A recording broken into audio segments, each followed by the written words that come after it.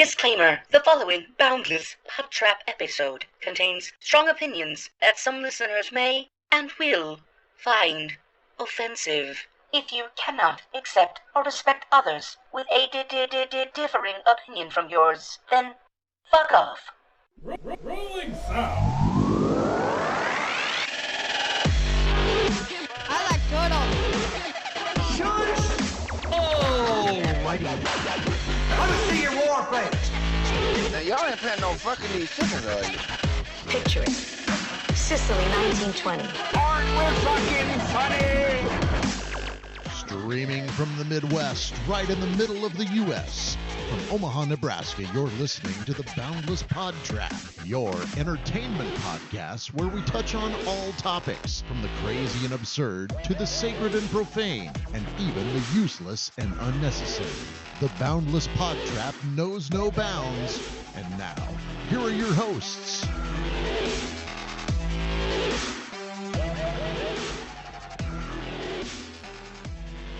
Well, it's been about a month since you've heard our voices, but we're back. We know that my sister's going to be happy about that. I'm Jeremy, and as always, we have Lonnie and Justin here. What's happening? Shalom, my people. I can tell you what's happening is there's blood shooting out of my ears for how loud that intro was in our headphones. Maybe we're not. Maybe our calloused eardrums got softer. It could be. Who knows? I don't think we've touched any of the levels on those at all. No. But my God. I'm blowing the dust off the board here. We're back after we had a little bit of some health issues here. Two of the three of us tested positive for COVID. And it's strange. Like, the guy who drinks the apple cider vinegar shoe polish drinks is the one who didn't get it. Yeah, so I Maybe guess we should stop eating fast food and do what he does. Justin, it must be all that ginger you eat or Garlic? minced garlic. Yeah, It's in every meal. It's that Bobbity garlic. boopy. Yeah, no, Lonnie and I both tested positive for COVID, and that wasn't fun. It wasn't. We should stop kissing with tongues. Yeah, no. You guys still do that? Yeah, part of me is thinking it might have been from here. From in this studio where I got it from Lonnie. Oh, jeez. Hey, last time we were here for the podcast, you had cough drops in front of you. And I'm like, oh, it's because he's the lead host. And, you know, sometimes after talking for a while. To wet his But if wit. it was from this studio, don't you think Justin would have got it too? Not necessarily, because he's farther away from you. I'm He's- literally. Get fuck tape measure. Because I carry one with me. 6 feet. Can you touch my fingertips? Oh, Now you're going to get it. Here. your nails are nice. Yeah, we're a lot closer here. You're not. Yes, we are. Emotionally, but not Yes, physically. true. No, so we were out. We felt it best not to do a podcast a couple weeks ago. We could have done it via phone call, but I just no. People were in isolation. We didn't want to do it over the video or Be honest, audio you two. chat. We have no fucking idea how to do it over phone. I have an idea. We could have three-way called each other, and it would have been a mess. It would have been, and it was just not fun. Like you I can't speak for Lonnie, but it's just you get drained. Like getting Right. up and walking Oh, 10 man. feet to the bathroom and back. It's like you felt like you ran like a freaking marathon or something. It was- Yeah. Out of breath. I mean, Need it was somebody along the way to give you a Gatorade or something. Yeah, well, there was nobody there because I was quarantined. No so- electrolytes. I mean, I drank a ton of this Essentia water. You guys that's coulda- got electrolytes in it. Quarantine together. That'd have been. He did invite me I over. did invite him but over. I just felt with Moxley, I didn't want to chance a third person possibly. Like Right. he might because he came Speaking from of your which, loins, He maybe did. or something. He was my sex trophy, yeah. Your human baby's getting pretty big. He is. Man, he said today when we were sitting in the car, and that's the thing with Moxley, he can't crawl yet at 8 months, but he's talking in full sentences. And that fucking astonishes Yeah, me. when I walked in the front door tonight, he was like, "Get the fuck out of here!" It's like, okay. He did say, "Oh, fuck," the other day. I shit you not. An First words? 8-month-old was sitting there and he goes, "Oh, fuck." And I'm like, oh, shit. I need to start okay, watching what I It's say. definitely your But son. we were sitting in the car while Tracy was getting groceries. And he goes, "Oh, no, I gagged." I was like, what the fuck? He seriously says, like, Absolutely. And you could understand it clear as day. I mean, it was garbled because he's young, but clear as day, he goes, "Oh no, I gagged." He read the subtitles underneath him. No, and he goes, "I did it." He says it all the time. Whenever he does anything, he goes, "I did it." Do you always tell him that you did it? I don't know where it comes from. So when kids cuss, like my daughter, my oldest one, when she was starting to get in that whole cussing stage, It's impossible to be mad. We were at at Target or something, and like something fell, and she goes, "Oh shit!" I'm like, good. I mean, that's the perfect usage for it, but it's like, don't do that. It's impossible to be bad. I was babysitting my friend's son, and she was off doing something, and we were fishing, and he fucked up terrible, and he goes, "Ah, dick," and I go, "Don't say that." He goes, "What, dick?" And I'm like, "Yes, don't fucking say that." And when I said it the last time, I kind of started snickering, and he got a smile on his face and kind of cocked his eye at me. I'm like, "Don't say that." And he goes, "Okay, dick, dick, dick, dick, dick," and like at a super fast like cadence. And I'm like, "Oh no, shit, I'm gonna laugh. Don't let him see you laugh." And of course I did, because it was the funniest fucking thing I've ever heard in my life. See, so. I was proud of myself back when COVID first started and my work closed down, and I was painting my niece's bathroom, drawing and painting her bathroom. Oh, that's beautiful, by the way. Oh, thank you. I need to finish it someday, but that's not the one that just moved, is it? No. Okay. No. But my niece came in the bathroom and she's like, "Oh fuck," and like I was proud of myself because inside I was rolling on the floor laughing. As an uncle, it's so much better to laugh. But on the outside, I'm like, don't say that. And she's like, yeah. And she was blaming kids at her daycare. But I wonder, bad influence. Is it worth, should you even tell your kids when they say a curse word, like bring it up and like, don't say that, because then they know it's bad. But if you don't say anything at all and just ignore it, then it doesn't justify or glorify it. Yeah, it's like in certain countries, like when like drinking age or something like that is lower, it's like they don't think of it as a thing. It's like here you go out, you get drunk and stuff at your 21st birthday. It's like in Germany you can drink with a parent at 14. It's like they don't have like those elaborate drunk parties and stuff dragging through the streets. Well, isn't it like kids at like 10 or 11 just drink wine with dinner in like Rome and Italy, countries like that? I'm sure. I think it's, if you don't glorify it or make it sound bad to kids, then they won't do it. Like, I mean, it's the thrill of wanting to be a bad kid and stuff like that. That's like some sort of power or control. It's like my language is bad and dancing on the skirts of taboo. Yeah. Well, that's the argument a lot of states have for legalizing marijuana. Like, if you take the glory and the dangerous out of it, you can fucking tax it. Like, yeah, I don't know. I always think of that Modern Family episode. I don't know how well you guys are into that show. Oh, well, never mind. It's on my queue. There is one where like the little girl starts saying the F word, and Cameron, I forget the actor's name, but he's from Kansas City. He's a heavier set guy, but he plays one of the homosexual couple and stuff like that. And you're just body shaming and gay shaming. The fat homosexual one. Wow. He laughs every time like she says it, and it's like, that's me. That's what I really want to be like when I hear kids cuss. But anyways, so yeah.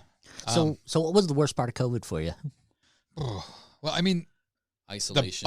The body aches were the worst thing for me. Like, my body has never ached like that before. Like, it was to the point where it's like I couldn't even stand up and walk without like being in severe pain, and laying down, sitting down, your body just ached. I didn't sleep for pretty much like 3 days straight because it's like you couldn't get comfortable, and then you get comfortable, and then like a minute or so later your body just starts aching again. I have this stuff at home. It's called Real Time, and it's basically like Bengay. It's like cream that you put on, and it starts off cold, and then it gets hot. And so I put some of that on my lower back. And the small of your back? Yes, the small of my back. And it helped. And then, it starts to burn. I'm like, oh, that stuff's got a kick to it. but it helped for a little bit.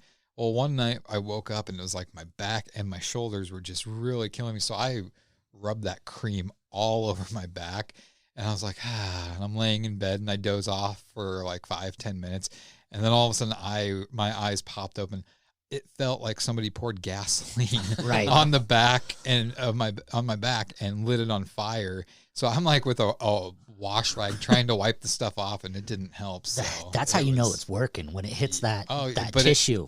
Fuck. Yeah, but other than that, mentally, and I was telling you this, Lonnie, because we were 100%. We were talking because we were in the same boat, and it's like we could have talked to Justin about it, but he wouldn't know. He wasn't cool like us and got COVID. but you didn't get the pandemic, bro. Yeah. I'll do my best. Mentally, by the start of week 2, oh my God, like by the start of week 2, it's like it was literally like I was in prison. I was in a room, confined to a room, because I live with other people. I have a window in my room, but I can't see out of it. So I'm in a room that basically has no window. I have a toilet down there. The only time I went upstairs was to shower, soak in the tub, get food, and it was like up and right back down. It's like every 4 hours somebody slides a pancake under the door. Yep. But it was just like, I don't know. It messed with you, and not being able to see like my niece or family or you guys, and it not knowing. Don't you have what's going to come out of this? Like a window? You can do some window love. I said I have a window, but it's but it's just, that was the thing too. And it's like, I cried several times. I can admit that. Like, your mind races, and I don't know if that's part of COVID. I know they talk about brain fog and stuff like that, but like my niece, like my sister would have my niece call me or FaceTime me and stuff like that to talk. And my sister had my niece, she's like, can you sing the new song you learned for Uncle Jeremy? And it was the Oh Christmas Tree song. And I mean, it was the cutest thing ever. Like, her voice was just so soft and so sweet. And I'm like, in my head, I'm like, this is the most beautiful thing ever. And I started like tearing up, and I'm like, oh my God. I was just like, is this because of COVID?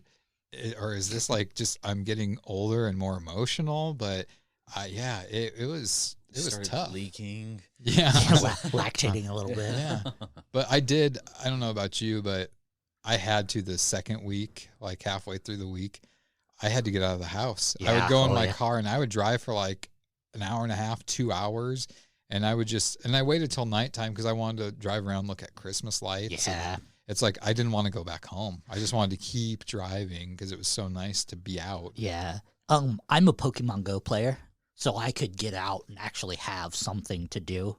Like, I'd go play Pokemon Go. I'd play it in my car, which is kind of a no-no, but I would do it anyway. So I could get out now and then, and I had a house to be in. I didn't have to just be in one set room, but I had a house to be in. But what sucked for me the most is trying to keep Moxley safe.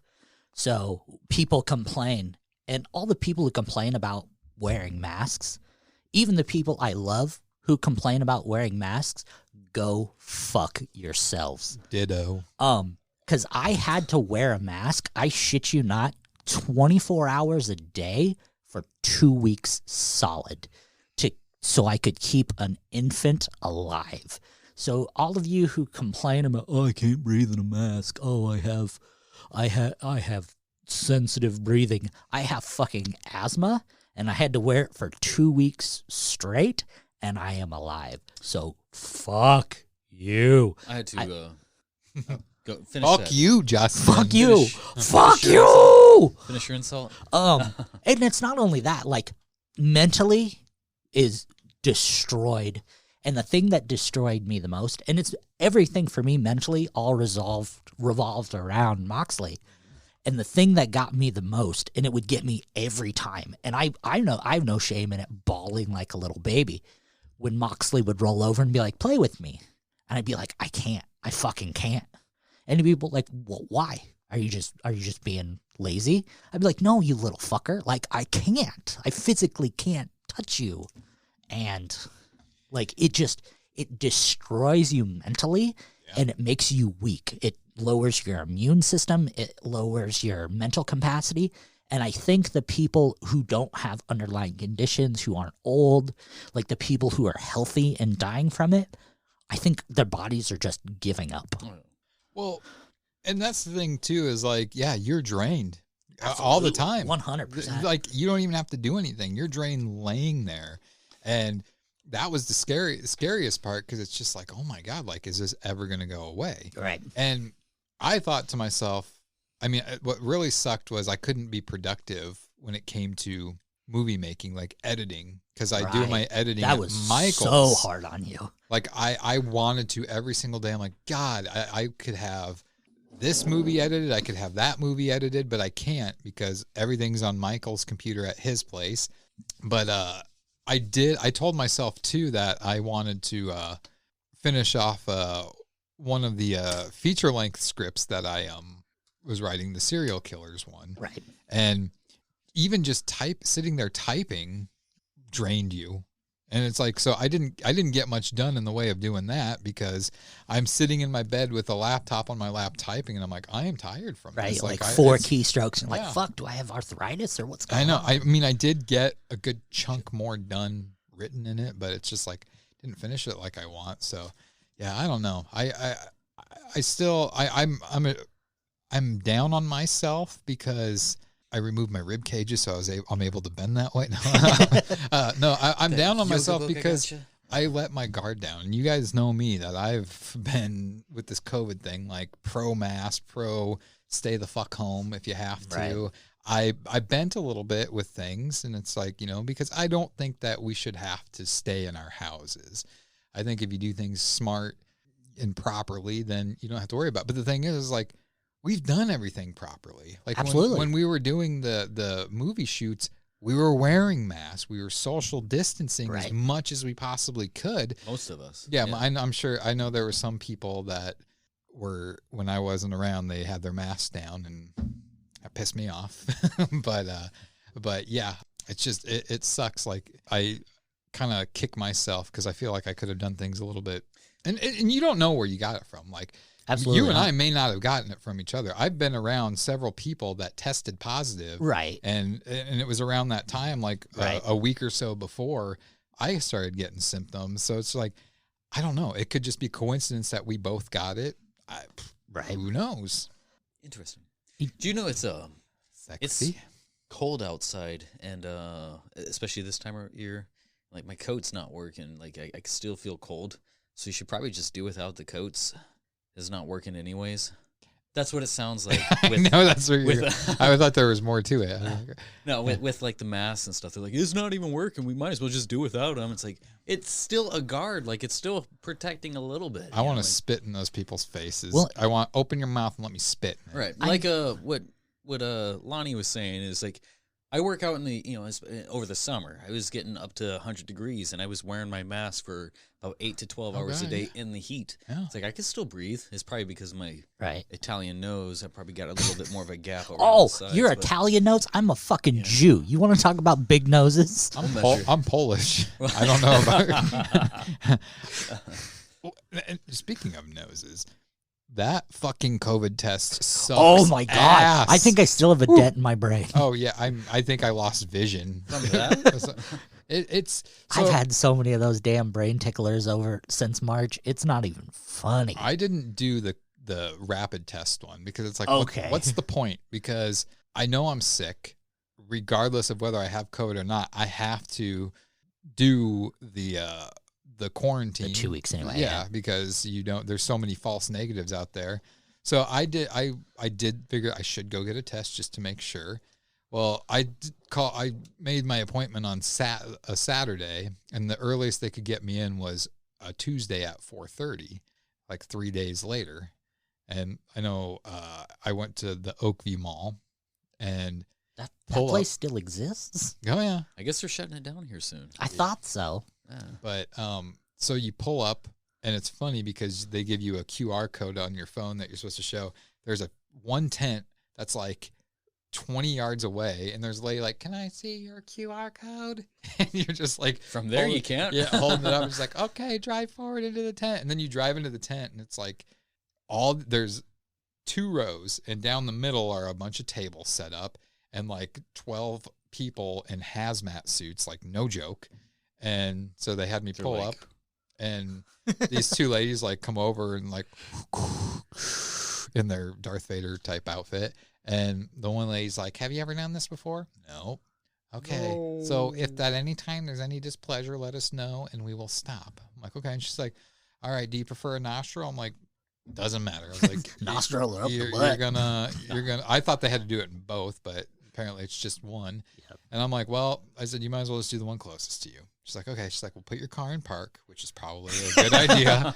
And so she's like, now I'm going to have you tilt your head back a bit. And she's like, when I tell you to, take a deep breath. And I'm like, all right. So I do it. And then she sticks the thing up there. I had my eyes closed. Oh, no. Keep that shit open. Fuck.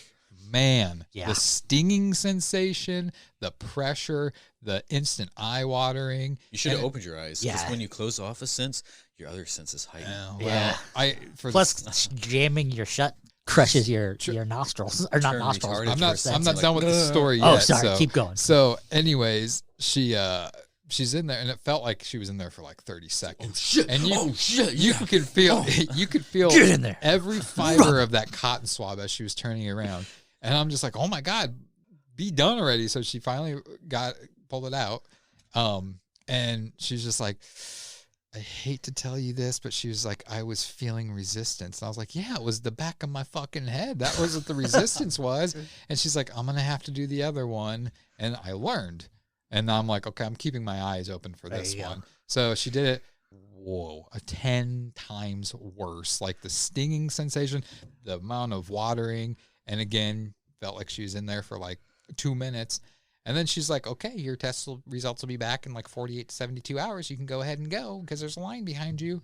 My eyes are watering. I'm like, do you really think the safest thing for me to be doing right now is driving? Take my keys. So I'm just telling you right now, I'm not getting a test that done ever. I'm just going to assume next time I get sick, it's COVID. Just have it, yeah. It's not worth it. So my experience with the test, after you sent us that message and you were like, man, I got symptoms A, B, and C. I think I got COVID.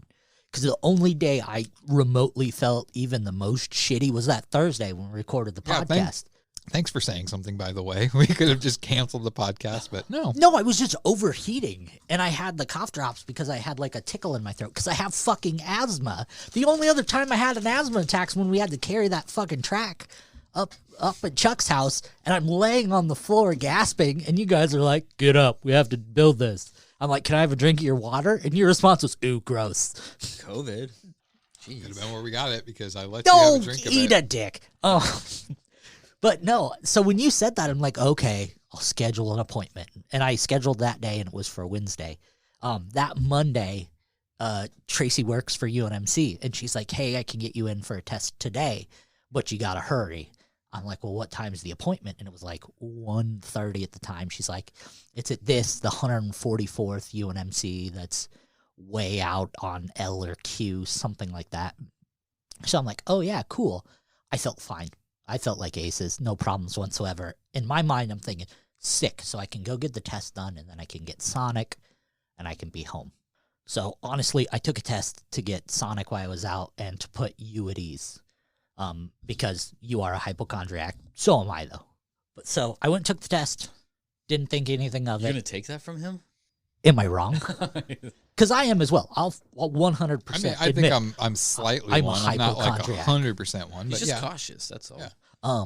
So I went and took the test, and it was kind of like what you did. I walked up, but their building, it's like, it was a Menards or something. Like, it was a very recognizable shaped building. You gotta Quit hitting your mic screen. I'm excited about this. No, take the big knocker to the door there. No, like you call the number that's on the door, and then they have you come in.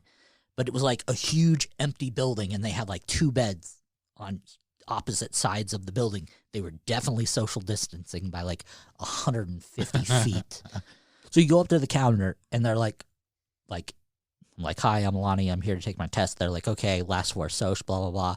They're like, are you experiencing any symptoms? Yeah. And I'm like, well, I'm shortness of breath because I have asthma. They're like, nope, symptoms, go this way. And like you walk down this little hall, and then you turn, and there's like a dude in a fish tank, like just an all plexiglass box. Okay. And he's like, You went to the wrong room. right, it's the GIMP room. And he's like, name, and he's shouting. There's no holes in this box, just out on the top. So he's like literally yelling so I can hear him. And we fill out all the stuff. And then there's like a little gap, maybe like a 1/4 of an inch gap at the bottom of his box. And he like forces the paperwork through that little thing. And he's like, to the left.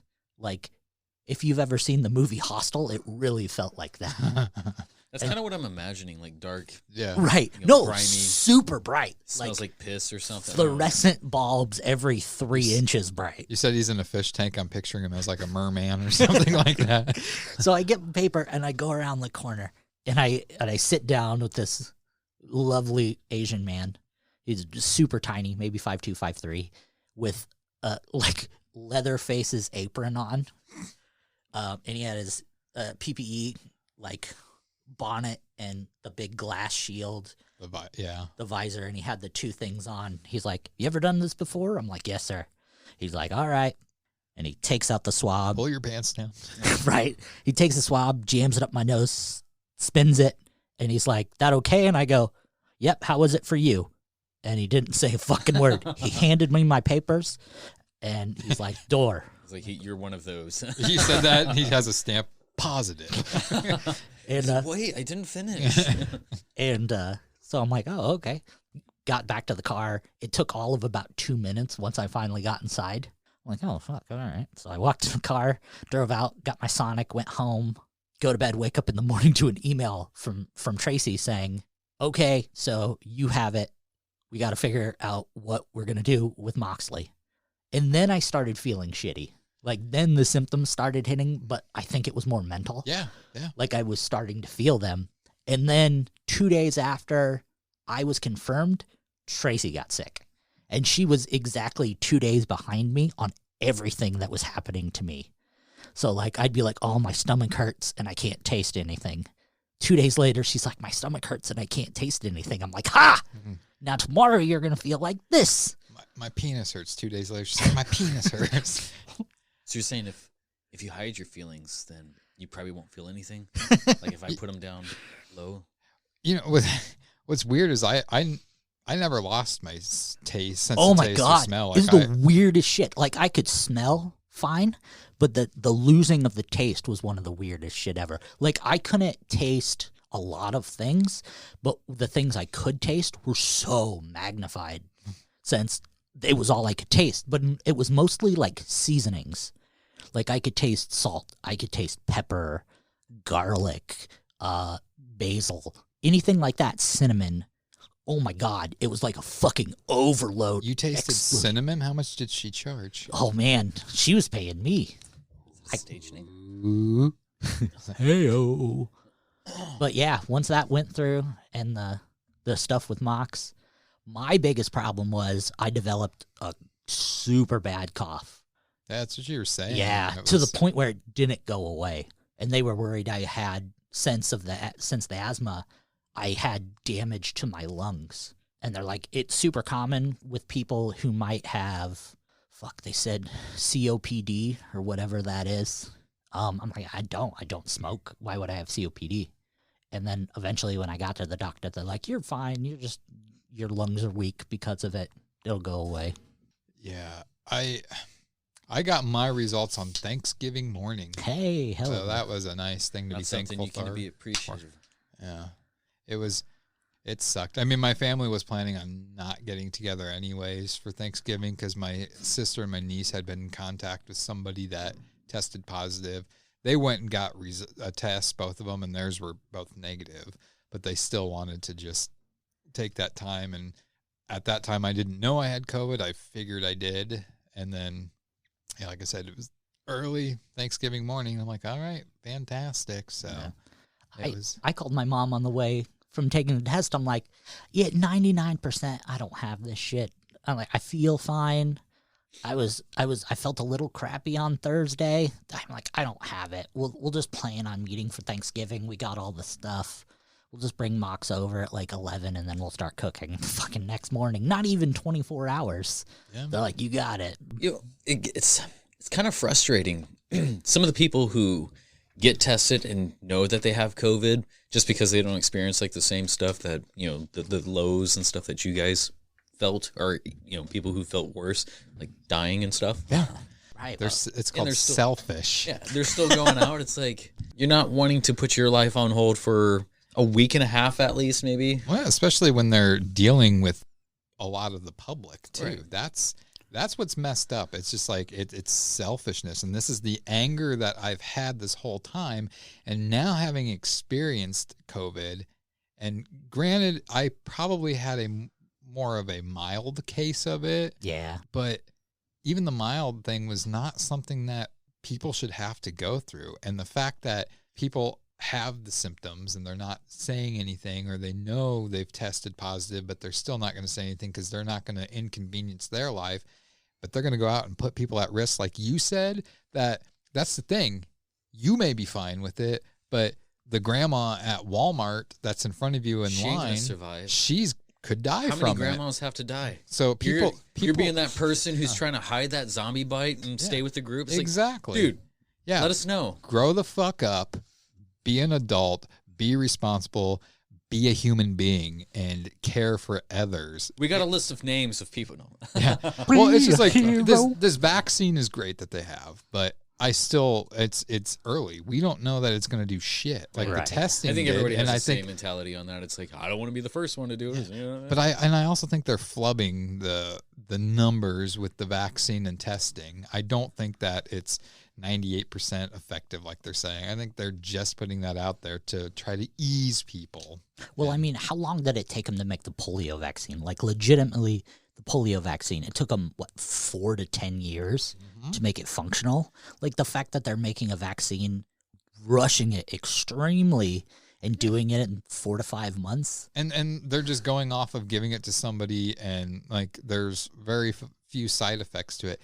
Yeah, there's very few side effects right away, but a year from now, 2 years from now, who's to say that that's not going to cause cancer? It's not going to start eating away at your organs. Like, we don't know enough about this. It's something that's going to have to be tested and developed indefinitely. I mean, we still have the flu. This is a form of the flu. It's right. And it's going to be here. It's not going away. Right. And it's just like, I supposedly, Lonnie, you and I are immune from getting COVID again for up to 3 months. Nobody believes me when I say that shit. I don't believe it though. I mean, you got antibodies. Yeah. I mean, and I'm hoping like if we were to get it again, since we had it the first time, it wouldn't be as bad. Our body's going to be more prepared for it. But I read something the other night. I can't know the exact night. It might have been Sunday, might have been Monday. There was a new strain of corona that just popped up in England that they've already diagnosed. I want to say it was close to 9,000 people with a new strain of corona that no one has seen. So it's already progressing. It's already changing. See, I haven't looked into that, but I just checked the live map updates and stuff like that, and Europe looks like it's booming right now. Oh, yeah. There are dark colors there. But let's start up with sporting events again. Let's start doing everything. Well, look at it's absolute utter bullshit that in March we shut down because there was 30,000 people who tested positive. 30,000. Well, we never officially shut down everything, so people were still out. But now, no one gives a shit that we're at 230,000 a day. Yeah, yeah. People don't care. Again, selfish. They're afraid to have their life inconvenienced, and the only reason it's they can say, "Well, we tried." We did not try. Nobody gave a fuck about it. There was a handful of people that did what they could to help prevent this and slow the curve, but everyone's like, fuck that, I'm not going to give up my life for a little bit. You're a fucking asshole. And I said it here, and I meant it. Ooh. Anyways, that's enough Corona talk. This episode's going to be a little bit kind of different. They said that, what? I guess it's going back on Corona, but Let's stop it out Disney about predicted Corona because, what is what's the one with the hair? Rapunzel. Oh, she lives in the city of Corona. you see that window We over were there? we Jump were out of it. we were with you. We were ready to take this ride with you. I think you had us hook, line, and sinker, But I and wasn't then you let prepared. us down. I wasn't prepared, and I don't know how to finish you guys off like properly. Just spit on it. Oh, all right. Anyways, like I was saying, there's really no structure to this podcast. We just kind of want to get back in the studio and shoot the shit and stuff. We knew we were going to talk about Corona for a little bit at the beginning. But what we're going to do, I mean, this episode may reach the 2-hour mark. It may be shorter than that. Who knows? But we just decided that all three of us were going to pick a topic to talk about. The other two don't know anything about it. I think, who would we like to go first with their topic? Lonnie's probably has something to do with Satan. And Justin's probably has something to do with Brandon Lee. All right, that's cool. Why don't you start us out there, since you were you're gonna say since you're something Mister No. picking people. Hey, I was going to tell what I was going to say, and mine's going to be something about being single. Or Rob Zombie and Yeah. Shut the fuck up, man. No, so a movie review of was it Wilderness? Uncle Buck, Uncle Buck. The Great Outdoors. Let me talk about Uncle Buck word for word. The Great So when we Outdoors. play a game, you guys will know what the fuck it's about. Uncle Buck. Is it Uncle Buck? Is it Uncle Buck? Someday that's going to save your life. There's going to be some One guy of these that's going to days. have a fucking gun to your head, and he's like, I'm going to ask you one question. If you answer it right, you live. If you answer it wrong, you lose. And it's going to be Uncle Buck trivia, and you're going to be like, thanks, Jeremy. You saved my life. Anyway, so like I said, I changed my subject on the way over here. So it's kind of like I don't have my notebook like I normally do. But Neither I do I. thought that we could talk about, we live in a effed up world. We know this. It's a And crazy, messed up world. It's not- the end of the world. And we live in a world where we're used to seeing, I mean, before COVID hit, it was common that a few times in a school year, there'd be a mass shooting. There'd be a music festival where there's a mass shooting. There'd be somebody that goes into a church and shoots up the church. Mass shootings and stuff like that. Are we talking about our favorite mass killer? Well, no, this is just going to be, I thought what we could talk about and just, nothing, like I said, nothing is written down here. We're just going to do this by the... Off the cuff? Yes. But, do we think that there's ways to, we'll start with school shootings because that's the one that, School that's the ones shootings, that really tug at my heart. they're never planned appropriately. But I figure, let's talk about with school shootings. Is there ways that the schools, steps that they can take to prevent it from happening? And is there ways to, laws or anything, what could be done to prevent it? Or is there a way, can you even prevent it from happening? And like I said, I want to start with school shootings because those are the ones that really tug at my heartstrings because it's usually the youth that are involved in it. And It's some crazy white boy who comes up there mm-hmm. pissed off of everything. I think a lot of that could be prevented, especially like starting at home. It is oftentimes those, this is a generalization too, but a lot of the times it's those kids who get pretty much a silver spoon type of thing. Like they get everything handed to them. They get told no once. The government tries to step in and says, don't beat your kids. This is how you're supposed to parent. Not that you're supposed to beat your kids, but there's nothing wrong I with 100% disagree with that statement. Like, I respect your statement, but I 100% disagree with your statement. Go ahead. Because if you actually think about a lot of the children who do the mass shootings, and even outside of schools into the other mass shootings, there has been some trauma to those kids. And the biggest example you can see, and they weren't even tried for the murders. They tried to try them, but they didn't, is the West Memphis 3. A lot of the kids who do these are basically kids who are asking for help or looking for help. And like I said, I respect your opinion. I don't see many silver spoon kids. yeah, I probably worded it wrong. I also agree with that too. It's the people who get bullied who get the most pressure and stuff like that. Yeah. But that also doesn't make them the only people who do it. I'm just, from my perspective and my point of view, like, I'm a true crime fan. Right. Shocker. I'm a true crime fan. Since when? Since the dawn of time. From what I've read and seen and stomached, like, it's like you said, with kids, you don't really enjoy it. You stomach it. You don't like kids? No, I hate them all. Even my own.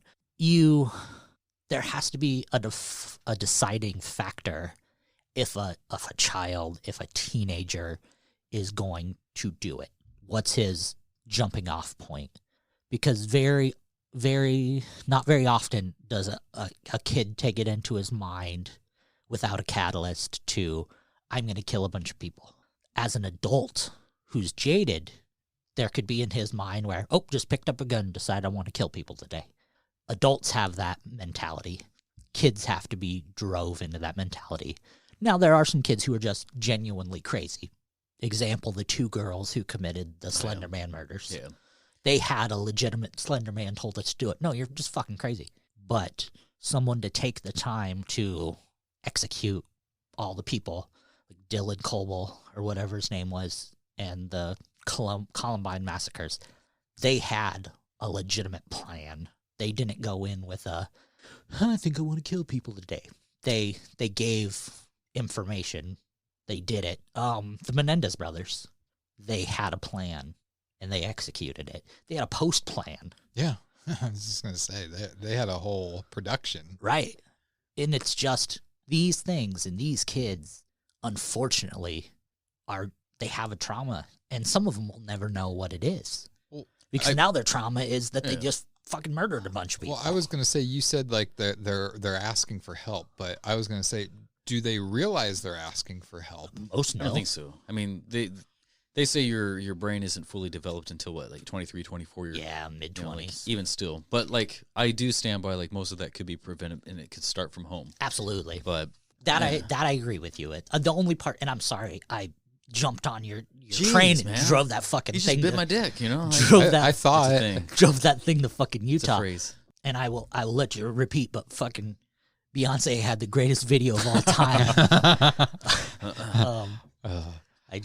That's something I'm very passionate about is. Yeah, no, school shooting, I mean, like I've just like, I guess this last year, I gotten pretty big into that band Skinned. Yeah. And they played like a whole bunch, like they got all these mass murder killings. One of the videos one of their more recent ones was the Columbine one. And man, just watching it, and they tell the actual story, and they present it very edgy and very true to what the crime was. And like, just to be there, just to witness it, it's like, fuck, man, that's scary as fuck. And like, I've always thought about that. Like, if ever somebody came into my school, I know exactly where I'm going to go. I've always had my plans and stuff. Well, I was going to say, so Columbine, that was 1993, I want to say. 3 or 4, I thought. It was early I thought 90s. It was later than that. It could have been 94 or 95. Let me Google it real quick. For some reason, I was thinking it was like 98. But that was like, for me at least, that's the first memorable. It was before that. I remember I used to have a trench coat, and I was in middle school at like 96, 97. Oh, it was 99? April 20th, 1999. Wow, that seems... But anyways. That can't be right. Yeah, because I was in high school when it happened. Yeah, 99. April 20th. I was in middle school wearing a trench coat, and people were talking about you in the trench coat mafia. School shooting and attempted bombing occurred April 20th, 1999 at Columbine High School in Columbine, Colorado. Because in 99, I would have been 9th grade. And Is this like the Berenstein thing? Do they change the dates up? Yeah. No, it's right on Google. Or is it Berenstein? Wow. Anyways, that to me was the very first memorable school shooting that I can think of. Like, the very first tragedy I remember was the Oklahoma City bombing. Yeah. But when we were in school, even when that apparently we were at that age, which I didn't think we were. Yeah, we were. I know I was a freshman. You would have been a sophomore. Yeah, I was a freshman. I would have been in 9th grade in 99. You were a year older than me, weren't you? Because I was a freshman. And I graduated in 02. So 99 would have been 9th grade. 2000 would have been 10th. Yeah, so I guess I didn't have until 2000. Even though we were in school at that time, didn't worry about that. Like, I didn't worry about somebody shooting up the school, even though there was a kid in when I was in junior high, and my junior high included 9th grade. So my freshman year was in junior high.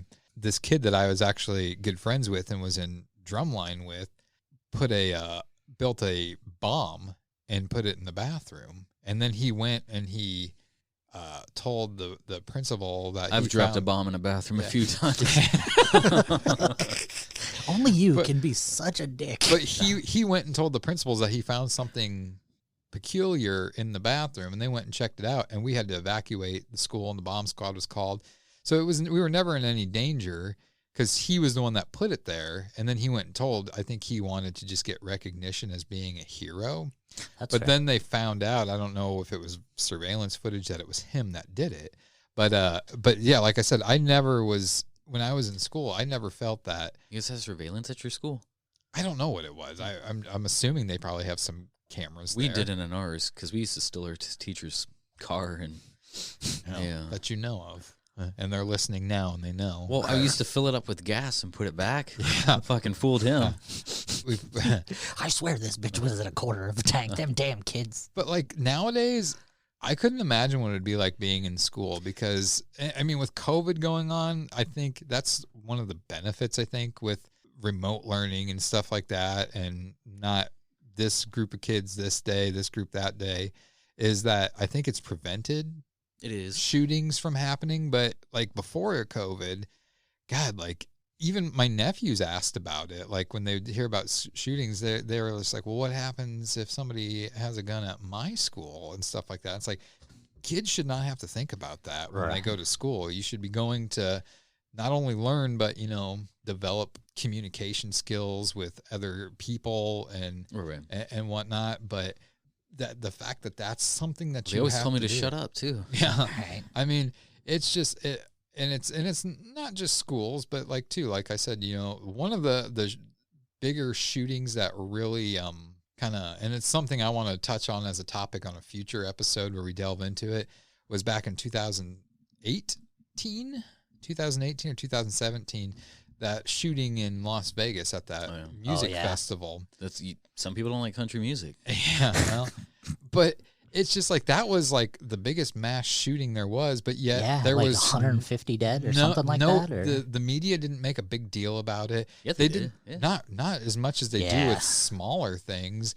Like it was a bunch of white people. It was like they couldn't do anything. Like they didn't know what it was, how this guy did this. And so I'm like, it's Las Vegas.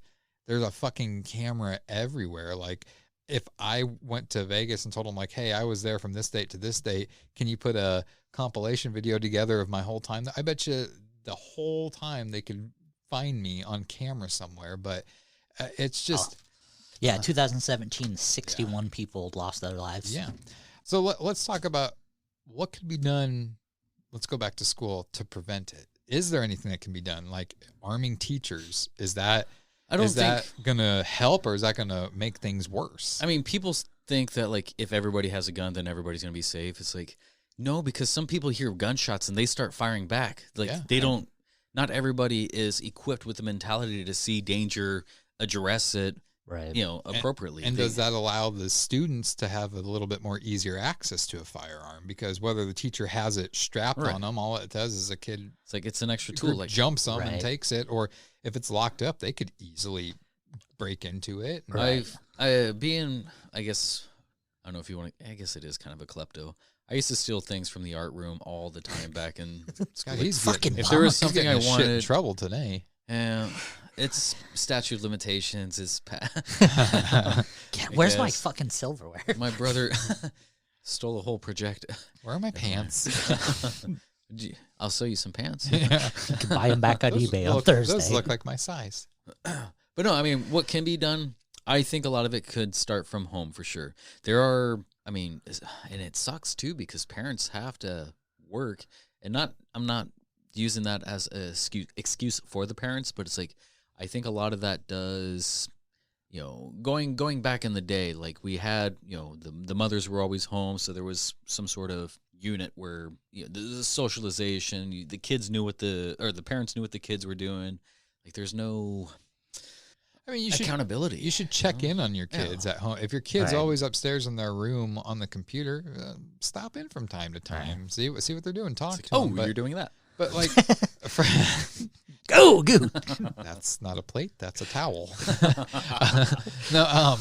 So I think at schools, what they could do is I think that they should offer, or not offer, but provide mandatory counseling to every student. I know that could be overwhelming, but I think you get a bunch of, because I don't think that having group counseling does any good, because it doesn't feel as organic. No, what's the word I'm looking for? Confidential or whatever. Yeah, personal. Yeah, personal. I think that you might have to bring in several counselors, and I think making kids go to these sessions by themselves, like once a week or something like that, I think that could definitely help. I mean, even if it was like 15, 20-minute sessions or whatever, Well, and maybe those kids that you feel are a little bit more troubled, you schedule more time with them. I feel like I know a lot of teenagers that actually have or therapists and stuff that they see outside of school. It's like that is more common these days. Mental health is being more addressed. It's more readily available. You can do it on your phone. Mental health is, I think, 100% the reason behind every mass shooting there is out there. I don't think there's somebody that doesn't have mental issues out there that's like, I want to kill people. I mean, you have to have something mentally wrong, and I think that's where you have to try to nip it in the bud. It's good to have a hobby, but some people's. I just really like to clean guns. I mean, and I know people, it's a touchy, sore topic with people, but I don't think gun control is the answer to anything. No. You can't make it illegal to buy guns and expect everything to go away. Yeah. Where there's a will, there's a way. If somebody wants to kill you, they'll just use the next. Anything can be a weapon if you're creative enough. Well, I Bans. came from a state where guns were highly illegal and ammunition was highly, like, not illegal, but like regulated. Didn't stop people from coming in buying mass loads of. What else is illegal? Meth? Strange. You know what else is illegal? Human trafficking. Yeah. That is actually another topic down the line that I want to talk about. You know, I'm not a fan of his stand-up comedy, but Chris Rock actually has Racist. I just can't stand his like and his like loud talking and stuff like that. He's like the Black Gilbert Gottfried sometimes. Yeah. But I think he actually made something in one of his stand-up things is actually it was funny, but it was actually, wow, that's like actually true. He's like, I don't think we should have gun control. I think we should have bullet control, because he's just like, make it $300 for a bullet. He's like, that way when you see somebody dead, it's just like, well, you know, he did something wrong to die. And it's like, it's actually not a bad idea. Like, yes, again, people have bullets, ammo at home, and they can find it. But over time, if you start hiking it up, I mean, yeah, people could probably make their own. But yeah, I mean, it's just as easy to make mentally loads as messed up people that want to just kill people. They're not going to have the patience, I don't think, to. It's like, I got a make. 3D printer. I'll make my own gun, my own bullets. So we'll move on to the talk. But the last thing I want to ask about this is, out of all the mass killings, whether it's a school shooting or a music festival or whatever it may be, what's the one that stands out most to you that like just really, like, I don't want to say touched you, but like just captured your interest and like really made you like investigate it? And Sadie Hook. Yeah. Just because it was dealing with young children, and two, all the conspiracy about that shooting, with a lot of people were considering like paid trauma actors. Yeah. And that would, I mean, when it comes to like harming, kids or animals and stuff like that, like that really gets me. But I mean, there's a personal, like, I guess you get personal into it. Like, there was that Asian dude on the bus who beheaded that other guy. Well, I guess he did. Yeah. That's not a mass. He did injure a few people, but he beheaded one guy, and he just like was sitting there and then just snapped and cut the dude's head off who was sleeping right next to him. So never mind. That doesn't count. That's just a single murder. That's just one's okay. Mm-hmm. But if you think about all the classic mass murders, you go into like the Jim Jones murders, if you go into the Manson murders, like there's nothing that makes any of them acceptable. Like I could just as easily say, like I mentioned before, the West Memphis 3, like that's just a thing. But what makes that one significant is they were obviously innocent, and it took 20-some years and millions of dollars from musicians to get them the trial they needed, and they still had to plead guilty to get out of prison. Like they'll all have that stigma on their life now. I don't remember if I told this one, but I don't think I have with you at least. But around the time the Dark Knight shooting happened, That's the one I was going to mention. Yeah, and that was super interesting. I managed an AMC for a while. There's so many procedures we had to go through due to that, because it happened in an AMC theater. right? Just because of that, like we had to triple check doors. We had special alarms when doors would open that sounded like World War III alarms were going off. Right. Yeah, this is relatively fresh right after that happened. Me and my wife went to see a movie, and like this guy came up front and he was acting really weird, really shifty. I think he was just looking for somebody, but like he was acting extremely jittery, and I had my eye on him. I was trying to like focus on the movie and like watching him, and it's kind of the eatery, the dine-in type of thing. Yeah. So, and I didn't know at the time, but Crystal was also looking at this guy too. She's like, Well, good she was looking. She could have protected you. no. So I'm like sitting there in the chair and just not trying to make like any sudden movements just in case something goes down. So like I slowly bring my hand up to the table and grab the knife and like put it into my lap just in case I need to, fucking throw it or something. But Crystal kind of messed it up for me because she started laughing right there. Like she goes, I was thinking the same thing.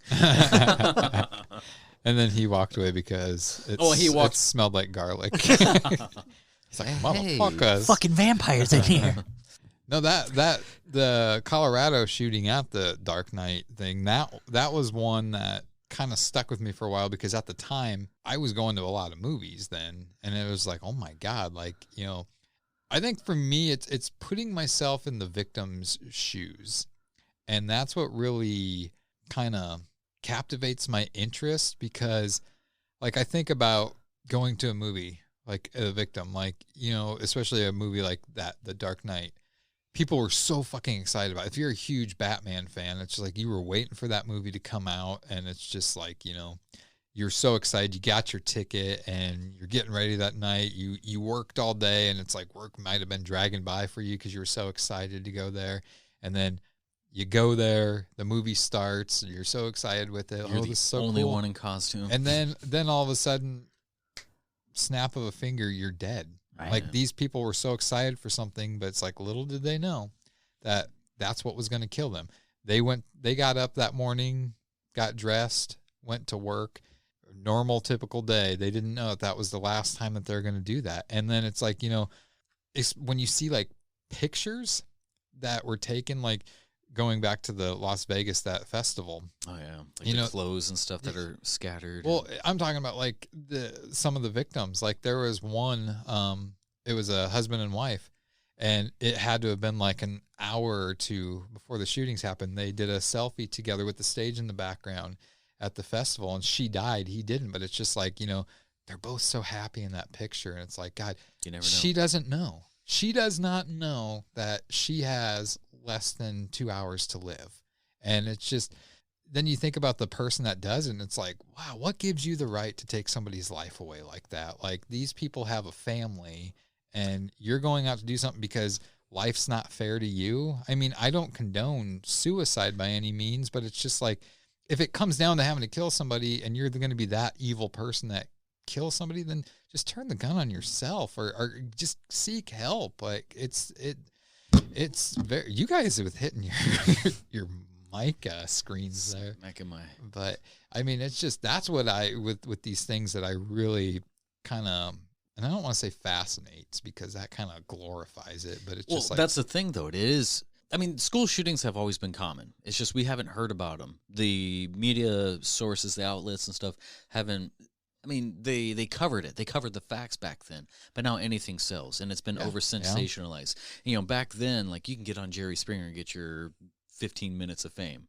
But now it's like, oh, I can shoot up a school, and people will praise me. And the media, who is it that they praise? They don't. It's not the victims they praise. It's the fucking killer that they praise. And that's fucked up. Like, look at the marathon, the Boston Marathon. People were sending the people love letters and stuff, like, you know, when they're, you know, the brother who got caught. Yeah. And it's like, the dude's a piece of shit too. I mean, like, and like, I understand, like, they have to say legally they have to say the killer's name or whatever like that, but it's just like the killer is always the first name, you know. Right. It's always the first face you see. And I feel bad at the people who get blamed for something and it's not them. Yeah. You know, and their name is tarnished. Mm-hmm. Yeah. Or I always think, like, you know, a convicted killer out there or whatever that did a massacre or whatever, if you're the person that had the same name as them, and it's just like, you have, like, there's times where it's like, I'll go on Facebook and I'll Google that name or search that name, and it's just like, it pulls up some other Mike Jones or whatever it is, and he's like, his first status is like, not that Mike Jones. I'm not that Mike Jones or whatever. Mike Jones Realty. Oh, shit. Yeah, exactly. So, but anyways, well, let's move on. Justin, what's your topic here? Oh, I wanted to go a little bit He's more. pulling out his phone. 6 pages of notes. I wanted to discuss a little bit of communication as far as like texting, the etiquette of texting. And like lately, I've kind of been tagged to some group stuff. Let's just get the definitions out of the way. Let's set a platform here. So communication pretty much consists of a sender and a receiver. I mean, it's same thing with butt sex. It's true. That is a form of communication, warranted or not. It's my love language. Surprise butt sex. Yeah, okay. But, what are you doing back there? Keep doing it, Mr. Bucket. One second. We got him. I'm communicating with you right now. You fucking suck at getting your notes up on the I'm not online. You figure someone who's got all these fancy things on his phone, know. lives off the Tasker app, fucking thing never works. Fuck it, we'll do it live. Close enough. So, like, when you're texting somebody, or if somebody's texting you, one of my I guess this segment is also kind of going to be one of my Justin's pet peeves type of thing. So it irritates me when somebody sends you a text message and it's like, hey, and then they see you in person. It's like, dude, I text you. You didn't respond. It's like, no, you fucking didn't. You said, hey. You didn't say anything for me to respond to. I'm not going to send you a single text that says, hey. Maybe they wanted, hey. How do you know? Maybe it's an acronym for something. Help. But yeah, not only that, but so like one word text or something like that, or somebody who always has to reply like K or LOL. I hate LOL. To me, that's loser online. I don't know. If somebody would send me a text that just said pussy, ? I'd be there. But you're a guy. I mean, talking to a guy. I'd figure it out. What else do we got? So yeah, I mean, like when you're texting, you shorthand, abbreviations, etc. Like no, because I have a penis. Well, they're accepted here for like if texting is kind of a quick form of communication. It's a convenient form. But when you have somebody who abbreviates every single thing, it's like LM, LF. I hardly GM. use stuff Yeah. like I use LOL. But my main thing that my main thing that I do is ha. I or do ha ha. Or Yeah. Because I'm saying what I'm actually saying. I'm not like LOL. It's like, no, you're not laughing out loud. Yeah. You're just LOLing. I assure you, I've never laughed out Yeah, loud when I've texted LOL. LOL is the most overused thing that is not true. People are never laughing out loud. Now, if I actually do laugh out loud, I do LMAO. LMAO. And then if I laugh so hard like I do a spit take, I do LMFAO. I just if it's appropriate where I should write LOL, I will just, and it's not funny where someone would like need to write something appropriate, I just put K. K is pretty much, and when I type K, that's pretty much Like, abbreviated I'm over means this. fuck you. I'm over like, this. I usually, when I say K, it's usually ... and then a response. But no, if I end it with K, that means I'm basically telling you, fuck you. You're a piece of shit or whatever it is. Or that's your version of, is something wrong? Yeah, I'm fine. Yeah. I'm K. fine. Okay. No, I think another thing that really kind of grinds my gears is like when people they don't finish a complete thought when they're texting.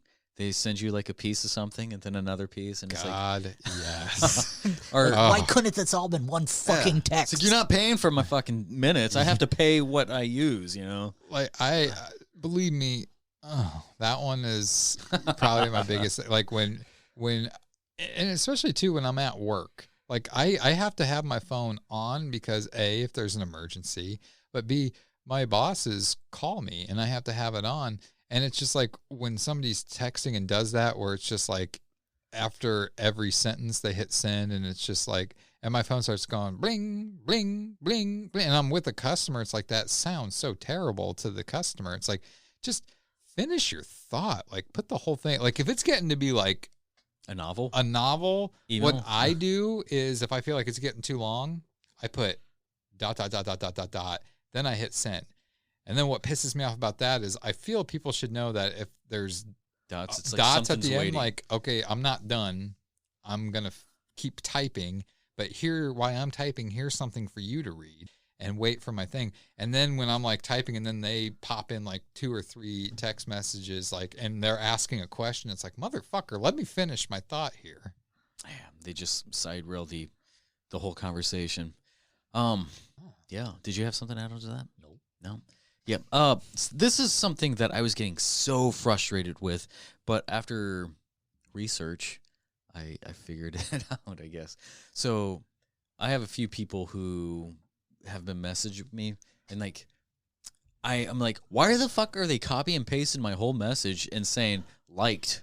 Yeah, it's like I'm the same way with that. But I guess how do they do that? I think that's an iPhone thing. Because I was talking to my wife about that. She's like, oh, I think that's what that is. Because some other people do that, and they both have iPhones. And I'm like, oh, okay.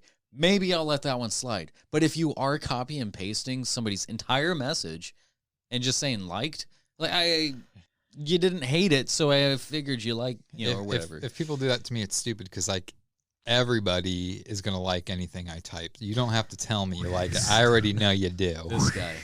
All right, so back to the texting thing here. Another thing, like, and I understand this. I have a horrible habit of sending people dick pics. Yes, that's a good. Hi, habit. welcome to the group. Here's my dick. Yeah, his dick pic is just a picture of his face. I just need you to know. I need you to know that. Why is there a dot on your head? There's a sense of trust here. Well, when you did send me that message about PVC pipe when we were in Menards, I'm like, no one's looking. I'm gonna whip my dick out on a piece of PVC pipe. What the fuck? Why would you even chance it? Yeah. If you get I thought better. What happens if you got like a little PVC fiber on? Man, you can't find those little slivers. It's not fiberglass. We'd be fine. Yeah. No. Yeah. I'm horrible at like responding to somebody if I have a lot to say. So it's like, ooh, I'm busy right now. Like I want to respond to you later. I mean, I probably should just give them a heads up. Like, I don't have time right now, but I want to respond to you. But it's usually like that's the thing is like people want responses immediately, and they get pissed off. It's like I'm fucking busy. I'm at work. Dude, I'm at work too. It's like, well, your job apparently doesn't give a shit what you do. Like, I'm actually trying not to look like an asshole in front of customers. You sit at a desk doing jack shit. Now, I will admit there's times where it's just like I do get overwhelmed with messages, and it's just like I'm just like, I can't do all these right now. Like, if I message one person back and I'm messaging the next person back, the first person's going to get back, and then it's going to be like, next thing you know, 3 hours is gone, and I'm like, okay, well, there goes my day. It's rough, I tell you. Yeah, like some of the, I'm bouncing back and forth here, like the abbreviations where it becomes like a cipher code. You're like, I don't know what you're saying. You're using street language I'm not used to. There are some like where it's just like people will type that an abbreviation and I don't know what the fuck it means. What does? I don't ask because I feel like I'm going to be a dumbass. Scrape on the concrete. I don't know what are you talking about? Are we going to throw down or? I will say though that texting is my preferred means of texting or messenger is my preferred means of communication. I don't like talking on the phone. Same here. And it's like people, I mean, you have to be, if I have time for it, let me know that you want to call. So it's like, I don't have time right now. Call me in an hour. I'll be free. I get panicked when I get phone calls from people. Like, usually I get a phone call and I'm like, oh my God, what's wrong? Well, yeah, that's kind of like that comedian Sebastian Maniscalco, when he talks about the doorbell. Yeah. And it's just like, look who is it? Back in the day, it's like when the doorbell rang, everyone got excited and stuff. Nowadays, when the doorbell rings, you're just like, shut the fuck up, everybody get the. And that's what it's like with phone calls. Like back in the day, you were excited to get phone calls. That was like, I'll call you. I'll call you. Okay, call me. But nowadays, it's like your phone rings and it's like a number that you don't know. You're like, is this the fucking FBI? Did I do something? Like, what's wrong? Well, nowadays it's too, like just on my way over here, I got a call from like insurance, and I answer now. I'm like, are you insurance? I'm hanging up. Well, that's why I always yell at you guys for when you knock on the door. I'm like, where the fuck are you knocking on the door? I just knock. It's unlocked. I walked I know. I tonight. finally trained you to. Right. Well, the doggy door isn't big enough, so doggy doors. Yeah. So, all right, group text message. Oh my fucking god. Yeah. So, and like, there's a few like, and I kind of wanted to get you guys on Discord because you can. If you want to keep a conversation going, I mean, you can. Because you want to tap our phones. DM, yeah. All we do is share memes on Discord. Well, no, Let's be honest. it's supposed to be like a discussion type of thing. You make it sound though like it's so simple, and then it's It just is. like you should. I'm like, I'm lost. Like I don't even know how to like even look for the group. When on I try there. to teach you, you turn into a curmudgeon. When we try to teach you technology, it's a you're like, kerfuffle. I don't even want to learn. I don't. Kids and your damn music. If I want to learn it, I'll find it, I'll discover it, and I'll teach myself. I pull my phone out, and your brain is just like, nope. Yeah, because there's been a couple times where you showed me something on your phone, and you're like, "It's the easiest One thing time. ever," and you're like talking, and I'm like, one time. I don't know what you're doing. That's Greek to me. I think it actually is Greek. There's minced garlic. I know that. Just got to go to the garlic app here on the phone. I got rings around my little pop top thing. You sick son of a bitch. You don't say that on here. Or what is it called? A pop socket? Yeah. Yeah. Yeah, okay. Anyways. But yeah, no, when your phone is blowing up and stuff, and then like you finally Must be get a around Samsung. Man, must fucking feel great, you popular sons of bitch. When my phone's blowing up, I get one text a day from you guys, and then my mom calls me every now and then. Like I'm attached to my wife's family's like stuff, and then I finally open it up and read it. I'm like, you guys are talking about anything. Like you got like 56 I got 56 missed messages of nothing. You guys are just sending each other emojis back and forth. And like Crystal was talking about your impotency. What's that called? Impotency. I can't say it. No, just keep going. You'll get there. Impotency. Impotency. Use your words. It's not a problem. Joke fail. Are you kidding? A stiff breeze blows, and this guy's got a boner for days. Me or Justin? Dude, Justin. Last time I had a boner and I walked outside, no survivors. Mass killing. It's because he's young. So young. He's young and fertile. He is the youngest out of us. Yeah, like a fucking horse, man. Stallion. He's a creative character. He's the creative character when you get bored. Put a gray shirt on him. Fuck it, let's go. Oh, I still remember making Michael laugh that one time saying that. Yeah, so when you're in a group text and like people are talking about like inside jokes that have nothing to do with you, it's like, do that privately. Like, stop wasting. Do you? I hate paper it. towels. You fucking know. I hate it when you remove yourself from a group and everybody sees it, and then somebody adds you back. And it's like, fuck, no. Oh, I've done that so many times. I finally just stayed in the group and then just muted it, but then you still get alerts. So, well, like things that are important though, like if you have, let's say we're doing like a production thing and we have like 12 people to a message, and you're like, heads up, this is gonna be this. Like the message, don't comment. Yeah, don't fucking put a like out, and then just like send the important message all the way up, so you have to scroll. Like I know, because people won't scroll up. Yeah. The people that actually are working and aren't going to. They're going to ask you what you just said. It's like, just scroll up. I mean, like, stop. Like this. It's like birthday comments and stuff like that. It's like, don't just say happy birthday. If you're going to say happy birthday, just like somebody else's stuff. I know you mean it. I think what I'm going to do from now on, like group messages for like our short films, we like to put the whole cast and crew in there. When I type up important things at the end of them, I'd be like, do not respond to this message, like it so React I know you got it. Yeah. And if you have a question, private message me so that it doesn't move the message all the way up top and then people don't see it. That's what I was wanting to with the Discord thing. That way you can pen something and shut move the to fuck different up. Are things. you a spokesperson? Do you get a Discord? quarter every We're gonna time you get- say Discord? Yeah, so thank you for using Discord, and I hope you guys appreciate your experience. So this punishment thing, if I lose, my punishment should be learn Discord. You're going to be a master Discorder. Is that a word? Speaking of that, boys, we're gonna have to push this out a little bit because this is. I think we got one more for this I year. got something out pushing out right now, so hurry up. And we're all tied. We're gonna have to give it like at least a month or two more, I think. Yeah, we're all at 2. We'll extend our game thing out a little bit here, because it wouldn't be fair. Because I thought if we did a game tonight, the last one. Yeah, if we did a game tonight, someone would be ahead. The person that's somebody would be ahead, and there'd be 2 losers. And the person that's doing the game would and not. yours is the next episode, so regardless, you would lose. Yeah, so that's fine. I'm fine with that. I think that we'll probably do one more round of each of us doing a game, and then we'll go from there. So I think the listeners should also post any That ain't sort of gonna happen. punishments. Are you kidding? No one's gonna respond to that. The listener should post. No one.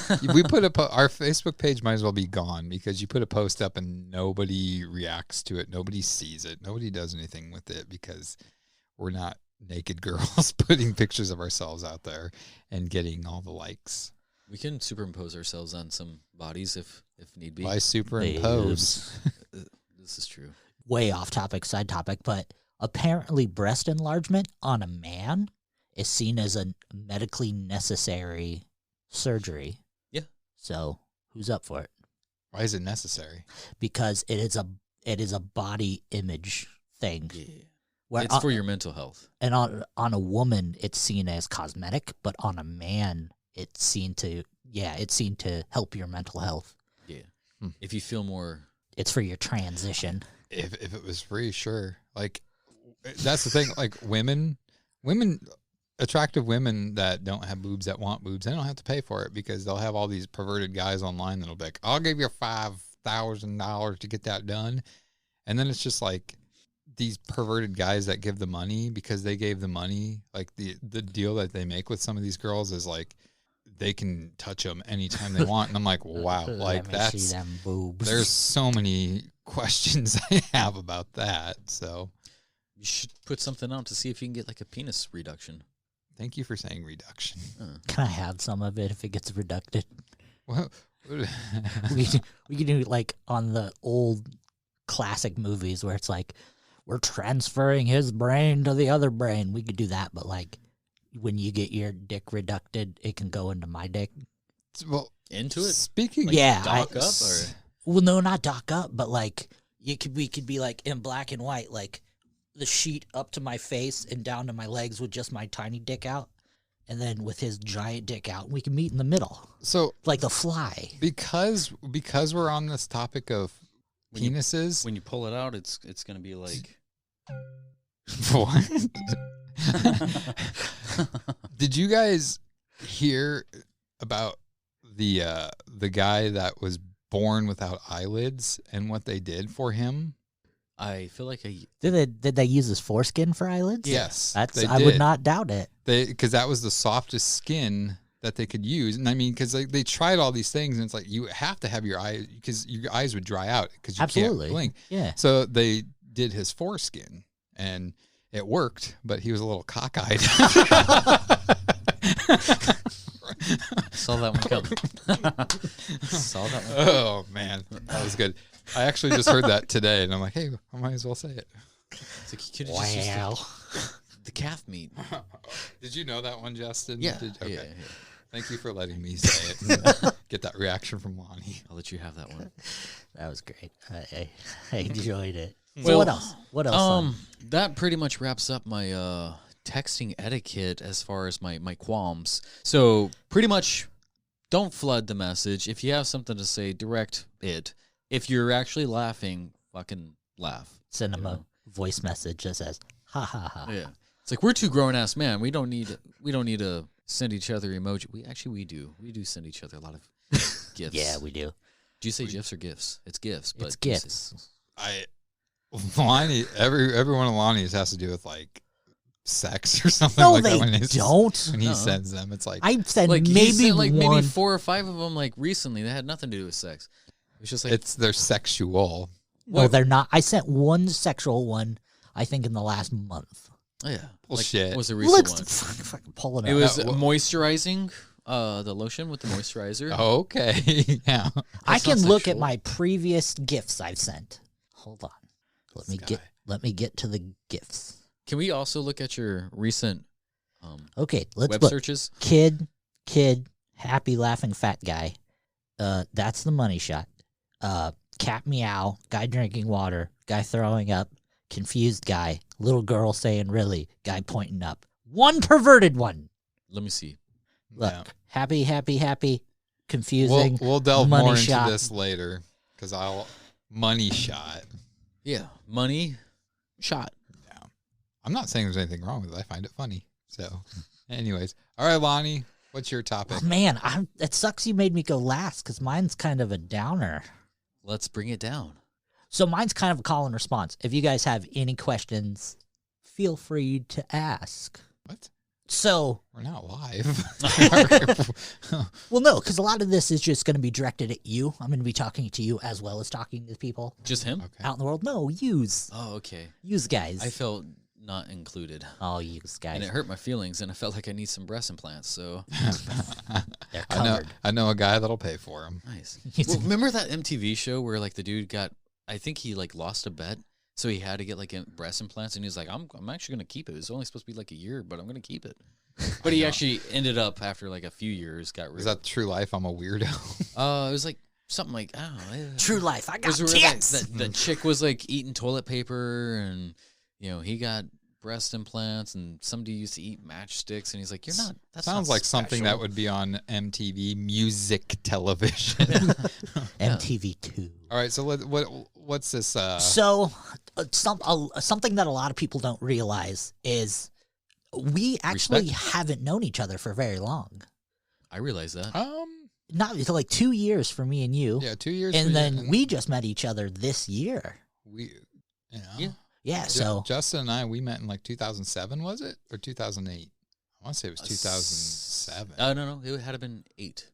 2007 when I got back to America. So 12 years for us, 2 years for you and me, Lonnie. Yeah. And not even a year for you. yeah, guys. not even a year for us. If it was 2007, it would have to be the end of the year because I got back in September. I think it was 2008. Yeah. Possibly. And this podcast was around before I was on it. You guys had a video version of this podcast. Yeah, that would have been before Justin knew you. Yeah. And then I came on and it actually got good, so. Wait, Uh-huh. yourself got good? Podcast got so much better. So. We would be nothing without him. I know. I'm not. I'm definitely the Jewiest one on the podcast. No, but so to say there's things about me that you guys don't really know, and obviously the listeners, a lot of things they don't know. So I'm going to talk about a thing about myself that you guys don't know and they don't know. So a thing about me, and we kind of touched on it with the mental health, and we kind of touched on it with the phone stuff.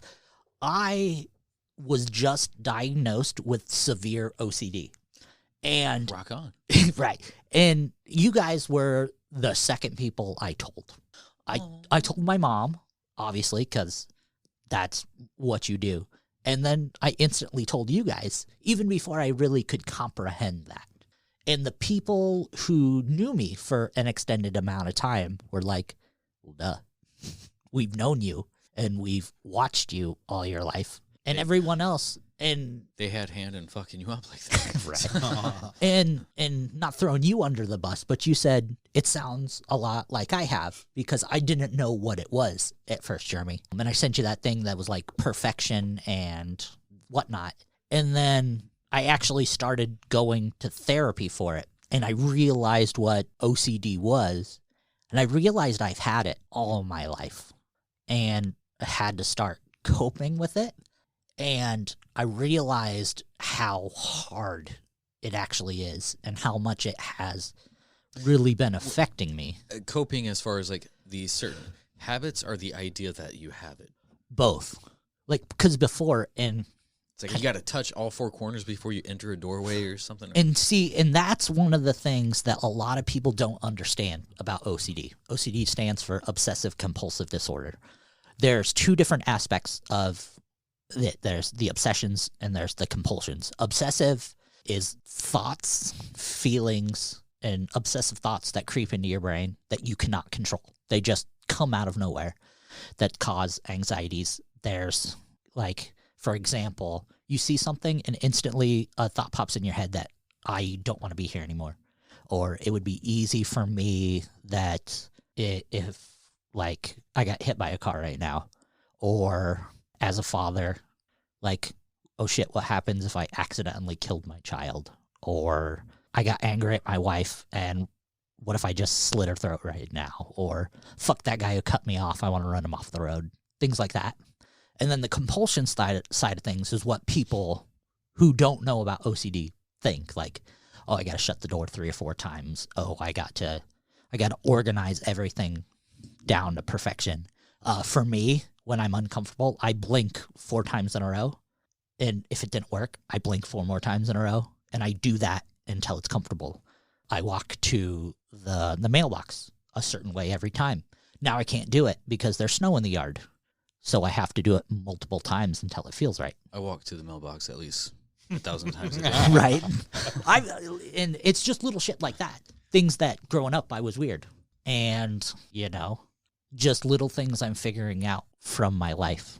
And like, what happens if the 7-year-old Lonnie figured this out opposed to the 36-year-old Lonnie? Like, how would have things been different? Because the stuff that goes along with OCD, the therapy, sucks. Like, there's the thing called ERP therapy that is, let's bring up a fear you have and figure out how to make it not suck. Go. See ya. Are you legitimately asking? No, Oh, that's just gotcha. an example of Gotcha. it. Yeah. So I feel like, well, for me personally, like, I think that's an awesome exercise anybody should be able to do. Because, I mean, like, knowing who you are, like, a lot of people they're afraid to sit with themselves, like, have any sort of, like, silence. Like, we live in a very active, fast-paced world where we have to have some sort of distraction at all times. And I think that might also help encourage or develop certain habits or OCD, like, I mean, because it's being more and more common. I don't necessarily know exactly how it develops or starts, or if you're born with it, or if less mental active activity, I guess pushes it away, or what's the word I'm looking for? I feel like it's stress induced. Yeah. I mean, that, or just inactive brain, functioning. Well, and I had, when you had said this to us, you sent us the message saying that, my response to you was like, I've never really looked into it. And I'm not calling you out in any way, shape, or form. I don't want you to get that opinion. No. When I said I was that. just repeat, because it's just like, I honestly, like, I know OCD, I know what it stands for, but it's like, I never took the time to like realize what it was and how it affects you. And me at the time, me either. Like, honestly, when I was told what I had, like I said, you guys were the second people I talked to. Like, the first person I talked to, my mom, I was like, this is bullshit. Like, look at my house. It's fucking destroyed. I don't keep any order to things. Why are we? What does your mom have that we don't? A stretched out vagina that popped out I'm of. so glad you said that, because I was going to say that, and I'm like, I don't think it's my place to say that. Because I met his mom. Because have you seen this head? Like, it does some damage. That looks like it might hurt. Well, when you sent that thing and I was reading it too, like, and just now, like, I really feel that I have some form of OCD because, thinking back to things, like, I have to, when I listen to TV or the radio, I have to have it, like, if it's a digital volume that has numbers, I have to have it on a multiple of 3. Okay. If that volume is not on a multiple of 3 and I know it, it bothers the shit out of me. Right. You must have been awesome at number crunchers. Yeah. But like, fucking game. Like, I will be in a car with somebody, and if it's their car and they turn up the volume and stuff like that, and it's like it's like volume 17, 18, 19. I'm like, ooh, okay, 19 is not a multiple of 3. So it's like I'm like, okay, do I hit it down once? Do I hit it up twice so it goes to 21? And it bothers me. Right. And I don't do this anymore, but I used to, when I would turn off a light switch, if I felt that I didn't push down on it enough, like I felt, and even though that's not how light switches work, like once it gets to a certain point, it goes down. Right, cuts the feed, yeah. But it's just like if I felt that light switch, I didn't press it down enough and it might be up a little bit, I'd have to go back over and like press the light switch down to make sure that it was down. Because I was like, in my mind, I'm like, is that going to cause an electrical fire? Like, because it's not fully down. Those don't smell good. Yeah, I know. But like, and also like, you know, I'm a perfectionist when it comes to organizing things for films and wanting the film or whatever it is to be best, even with like the wrestling and whatnot.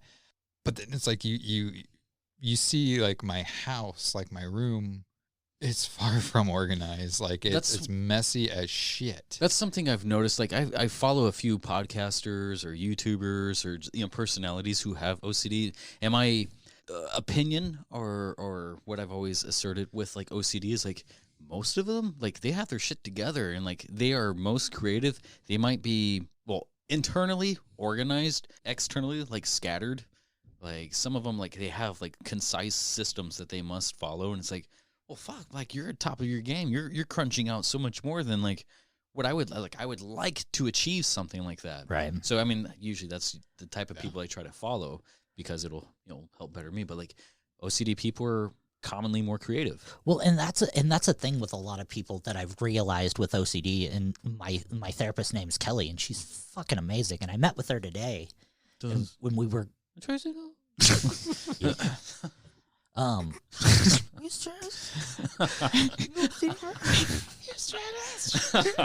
No, but when I met with her today and we were going over stuff and we kind of brought up past trauma, and I brought up to her, I'm like, you know, fuck, and she's the one who always tells me, she's like, fucking be bummed. Like, you're allowed to be bummed. I'm like, no, but it's not fair to everybody else. She's like, fuck that shit. She's like, be bummed. She's like, no one gives a shit that 7-year-old you know, had to suffer. Like, you're allowed to be bummed. Just because someone else had it harder doesn't mean that you're not allowed to be bummed. You can't feel other people's experiences. You can empathize as much as you can. Right. But and she said that so much. She's like, you need to learn the difference between sympathy and empathy. Right. And I'm like, I don't fucking know what those words mean. No, I mean, I identify with, you know, her lesson or advice there. It's like, for the longest, I mean, I was around people and even kind of got onto it, like, you know, all this like positive porn type of thing. Like, that's just one way of putting it. Like, hey, you know, where it's like Pornhub has some great shit.